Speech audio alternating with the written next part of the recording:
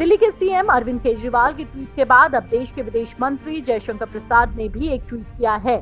उन्होंने अपने ट्वीट में सिंगापुर ने जिस तरह भारत का साथ कोरोना की लड़ाई में दिया है, उसका हवाला देते हुए ये साफ कहा कि सिंगापुर के साथ भारत के रिश्ते काफी अच्छे हैं। दरअसल विदेश मंत्रालय के प्रवक्ता अरविंद बागची ने ट्वीट कर कहा कि दिल्ली के सीएम अरविंद केजरीवाल के जरिए कोरोना के नए वेरिएंट के बयान से सिंगापुर नाराज है। वहां की सरकार ने आज सिंगापुर के भारतीय उच्चायुक्त पी कुमारम के सामने अपनी नाराजगी जाहिर की है। इसी ट्वीट के संज्ञान लेते हुए देश के विदेश मंत्री ने अपना ये ट्वीट किया और ये साफ कर दिया कि केजरीवाल की टिप्पणी उनकी जाति बयान है और भारत सरकार ऐसा बिल्कुल नहीं सोचती। अरविंद केजरीवाल के इस तरह के बयान भारत और सिंगापुर के बीच के रिश्तों को नुकसान पहुंचा सकते हैं। विदेश मंत्री ने ये साफ किया कि ये बयान सिर्फ दिल्ली के मुख्यमंत्री का है, न कि भारत की सरकार का। कोरोना काल में जब सरकारें आम लोगों से किसी भी अफवाह को फैलाने से बचने की आग्रह कर रही हैं, ऐसे में दिल्ली के सीएम अरविंद केजरीवाल खुद जनता के बीच कोविड की नई लहर को लेकर झूठी खबर फैला रहे हैं। दरअसल कल अरविंद केजरीवाल ने एक ट्वीट कर ये जानकारी दी कि सिंगापुर में आया कोरोना का नया रूप बच्चों के लिए बेहद खतरनाक बताया जा रहा है। भारत में ये तीसरी लहर के रूप में आ सकता है। केंद्र सरकार से उन्होंने अपील भी की कि वो सिंगापुर के साथ सारी हवाई सेवाएं तत्काल प्रभाव से रद्द कर दे। बच्चों के लिए भी वैक्सीन के विकल्प पर प्राथमिकता के आधार पर काम करने का आग्रह भी केजरीवाल ने इसी ट्वीट में जताया। तो ये आग्रह करते हुए दिल्ली के सीएम कल दिखे, जिसके बाद से कई लोगों ने इस ट्वीट को पढ़ा और रीट्वीट किया। कल सारा दिन लोगों के अंदर भय का माहौल रहा और सिंगापुर से आने वाले नए स्ट्रेन को लेकर वो परेशान दिखे। मामला बच्चों से जुड़ा था तो लोगों के बीच इसे लेकर डर उठना भी लाजमी था। लेकिन भारत में सिंगापुर के हाई कमीशन में एक ट्वीट जारी करके लोगों के बीच केजरीवाल द्वारा फैला रहे डर को खत्म करने की कोशिश की गई।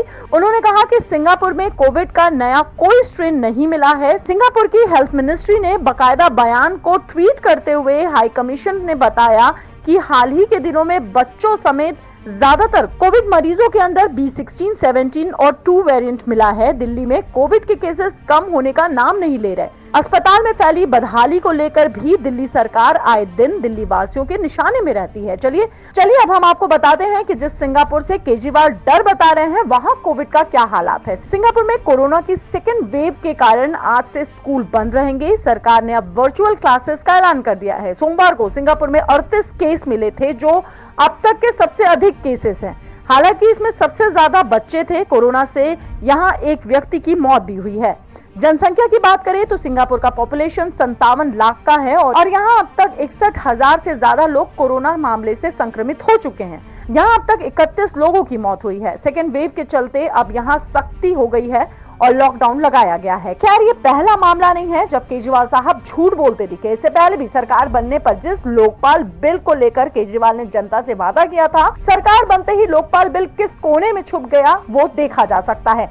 दिल्ली की जनता से उन्होंने ये भी वादा किया था कि वो जनप्रतिनिधि बनकर उनके बीच काम करेंगे और कोई भी सुरक्षा नहीं लेंगे, जबकि उनके साथ जेट सुरक्षा चलती दिखती है। खैर, बात दिल्ली के सीएम की झूठ की करे तो सिलसिला लंबा हो जाएगा। फिलहाल कोविड को लेकर दिल्ली के सीएम अरविंद केजरीवाल के झूठे ट्वीट ने देश ही नहीं विदेश में भी उनकी छवि को काफी नुकसान पहुंचाया है। केजरीवाल के इस ट्वीट को लेकर साइबर एक्सपर्ट क्या कहते हैं, आइए जानते हैं जानकार से। सिंगापुर एक मित्र देश है। उन्होंने कोविड के खिलाफ इस सेकेंड वेव के अंदर स्पेशली भारत का बहुत साथ दिया। बहुत सारे ऑक्सीजन कॉन्सेंट्रेटर सप्लाई सिंगापुर से भेजे गए। तो एक बिना किसी साइंटिफिक एविडेंस के एक देश को इस तरह से कह देना कि आपका वेरिएंट आने वाला है, और इससे ना तो सिर्फ भारत की जो है फॉरेन पॉलिसी है उसके ऊपर एक तरह से इफेक्ट होगा, और साथ में एक मित्र देश के साथ आप कि वहां से फ्लाइटें रोक दीजिए। जो आपकी सिविल एविएशन पॉलिसी जो कि आज अब विदेश मंत्री भी कह रहे हैं, उसके ऊपर भी उनको टिप्पणी करने से मेरे ख्याल से बचना चाहिए था। ये ठीक नहीं है।